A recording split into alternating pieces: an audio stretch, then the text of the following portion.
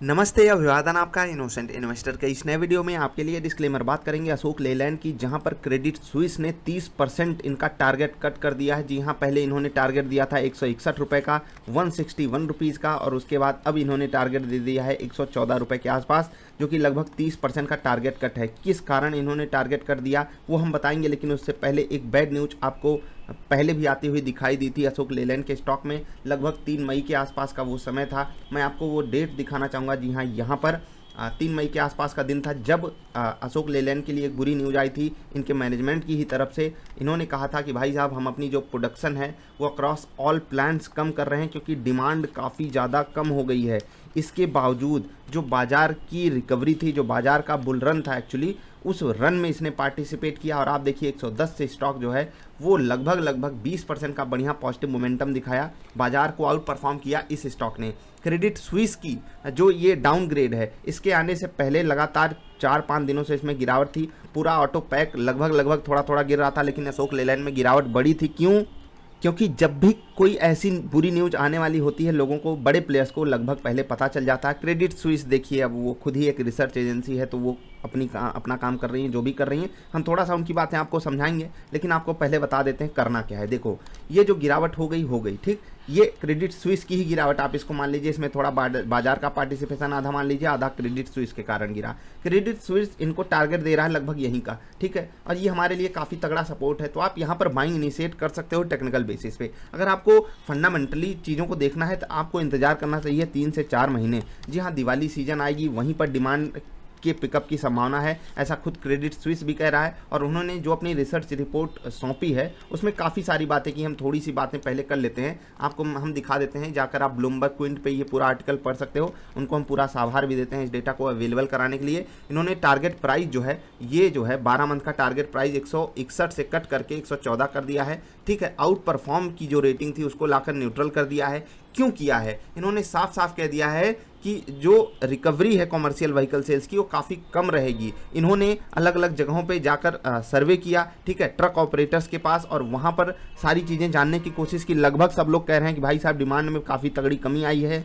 और इसको देखते हुए साफ साफ ये हम अनुमान लगा सकते हैं, जी हाँ भाई साहब, डिमांड तो कम हुई है, प्लस केवल 18% जो इनके ऑपरेटर्स थे जहां पर इन्होंने सर्वे किया, उन्होंने कहा कि हम अगले 3 महीने में कोई ट्रक खरीदने वाले हैं। तो आप सोच लीजिए, केवल 20% के आसपास की डिमांड रहेगी फ्रॉम ऑपरेटर्स। तो ये एक सच में एक नेगेटिव आंकड़ा है अशोक लेलैंड के लिए। पहले भी इन्होंने ऐसा काम किया था, लेकिन उसके बावजूद भी स्टॉक भाग गया था। तो कभी कभी स्टॉक जो है वो फालतू औने पौने रेट पे जाकर चला जाता है। मैं एक्सपेक्ट कर रहा था कि कम से कम अशोक लेलैंड इतना बड़ा मोमेंटम ना दिखाए। ज़्यादातर इनकी व्हीकल जो है कॉमर्शियल सेगमेंट की होती हैं। आप सस्ते रेट को देखकर ऊपर के लेवल पे अगर खरीद के अटके हुए हो तो एक चीज़ याद रखिएगा, कहाँ पर आपको लेना मैं समझा दूंगा। टेक्निकल लेवल्स पे तो अभी भी आपके पास मौका है। अगर बाजार रिकवर करती है तो यहाँ से स्टॉक रिकवर करने के चांसेस बनाएगा ही बनाएगा। क्रेडिट स्विस साफ साफ ये भी कह रहा है कि भाई साहब, जो ट्रक सेल्स की रिकवरी है वो अक्टूबर के आसपास ही शुरू होगी, जब फेस्टिव सीजन यानी कि दिवाली सीजन चालू होगा, जब यूटिलाइजेशन बाउंस बैक करेगा 75% के आसपास, ठीक है।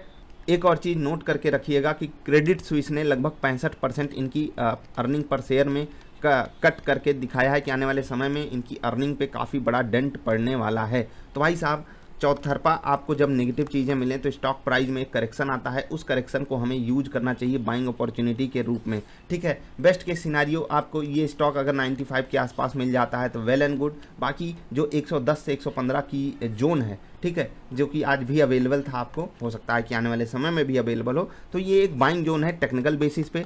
जब आपको स्विंगर सेटअप पे बाइंग पैटर्न मिल जाए तो आप वहाँ पर बाइंग भी इनिशिएट कर सकते हो। 3 से 5% आप इसमें आराम से कमा सकते हो छोटे टाइम फ्रेम में। और 3 से 5% की वैल्यू करना सीख लीजिए आप लोग, चाहे वो आपको एक दिन में मिल जाए या एक हफ्ते या एक महीने में मिले, ठीक है। एक महीने में भी 3 से 5% की वैल्यू काफ़ी ज़्यादा बड़ी होती है।